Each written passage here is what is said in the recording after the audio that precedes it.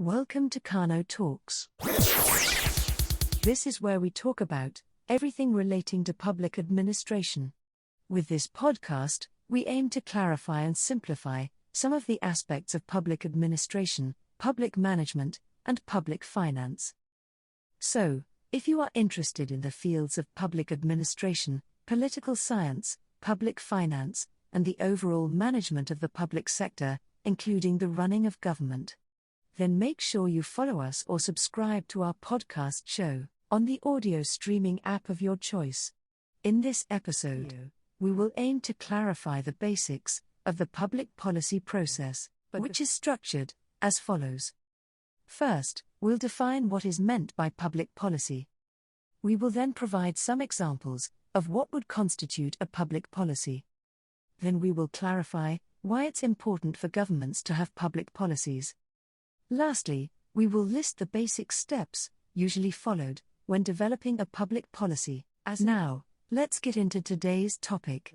As an introduction, you need to be aware that governments across the world usually have roles and responsibilities that they need to fulfill. Some of the roles and responsibilities of government is to provide public services, such as health services, education, transport, etc., maintaining law and order, protecting and defending its residents and citizens, protecting the environment, collecting taxes, regulating the economy. These are just some of the roles and responsibilities of governments. In some countries, these roles and responsibilities are normally provided for under that country's constitution. In other countries, the political leaders in government at the time may pledge to provide these functions. In order to provide these functions, governments will usually need to put in place a public policy to guide them in how to fulfill these functions. So, what is a public policy?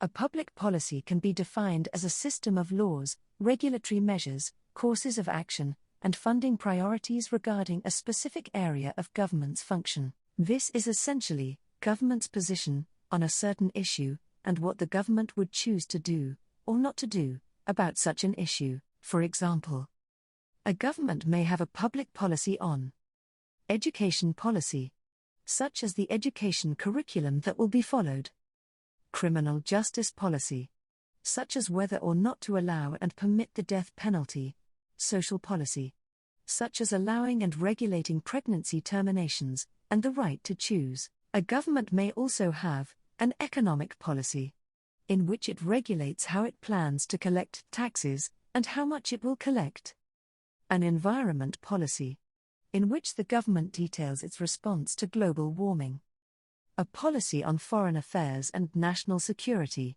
where the government outlines its position on global matters and how it plans to deploy its defense force and military services. A government may also introduce a policy addressing social and welfare issues, where it details its plan on how it aims to improve the lives and welfare of its residents. In order to introduce these public policies, a government will need to follow a series of steps. These steps may differ from one government to another. The basic steps will usually be as follows. 1. Identifying the issue or problem that the government aims to address. 2. Setting the agenda. 3. Drafting and approving the public policy. 4. Implementing the approved public policy. 5. Evaluating the policy. The process starts with identifying and defining what the issue to be addressed is. This identification can be done in anticipation of a specific issue. For example, where the government anticipates increased immigration into the country. The identification of the issue can also be done in response to a specific need or issue. For example, where an increase in crime is being noticed, the issues or challenges can be identified by government or other stakeholders such as non-government organizations or residents and citizens. The next step in developing a public policy is ensuring that the issue or challenge is put on the agenda.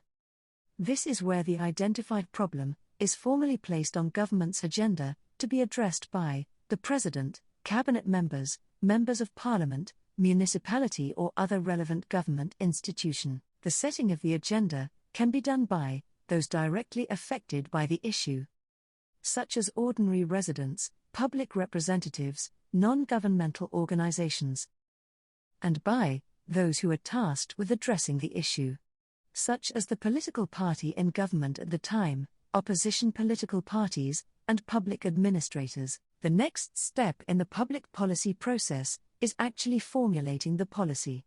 This is when the government starts the process of coming up with an approach of how they intend to solve the identified issue. This process involves an in-depth analysis of the issue, together with the alternative solutions to address the issues. This analysis ensures that the most effective approach and solutions are adopted, and that such solutions are feasible. Government's approach and solution is then documented into a policy document. This can either be a legislation, a regulation, a departmental policy, or internal rules. Public comments are then solicited and then incorporated into a final policy document. This final policy document is then adopted and approved by the relevant government officials or the appropriate level of government structure. The next step in the public policy process is the policy implementation. This is when the government carries out all the activities necessary to ensure that the proposed solutions are realized. Implementing a public policy can sometimes cause confusion. It is therefore important that governments ensure that the approved policy contains clear directives on how such policy is to be implemented. The approved policy also needs to identify the government institution and the officials responsible for this implementation process. The policy must also be communicated to the public and the relevant institution and public officials tasked with the responsibility for implementing it. And such communication must be clear and unambiguous. The communication must further involve an awareness campaign and public education regarding the policy. The implementation process should further identify any changes to the existing processes and status quo, particularly regarding any disruption and/or conflict. The implementation process should also detail how the policy implementation will be monitored and what would constitute a successful implementation. The final step in the public policy process is the evaluation stage. This is where an analysis and a review is performed to check whether the policy, as implemented, is addressing the identified issues or the challenges, and whether the implementation process is proceeding well. It is during the evaluation stage that government, or any other interested stakeholder, assesses whether the implemented policy has succeeded or failed in addressing the issues first identified. The assessment will usually be based on a set of established standards. The evaluation stage will also assess the quality of the impact of the policy and whether the objectives of the policy have been achieved.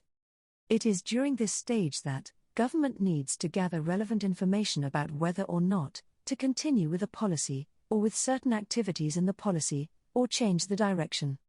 In conclusion, it is important to understand that the process of developing a public policy is detailed and requires careful handling by all stakeholders to ensure that governments address the challenges of its people, and that the people can hold government accountable when their issues are not addressed. This has to the end of today's episode. Thank you for tuning in. And if you really liked our content, don't forget to share this episode with your friends and family, and tell them about our podcast. We'd also appreciate if you could rate and review this episode and our podcast. Thank you for listening to this episode.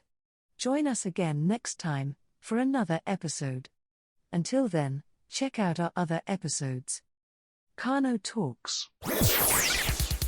This is yet another informative and educational audio episode, proudly brought to you by Kano Consultants.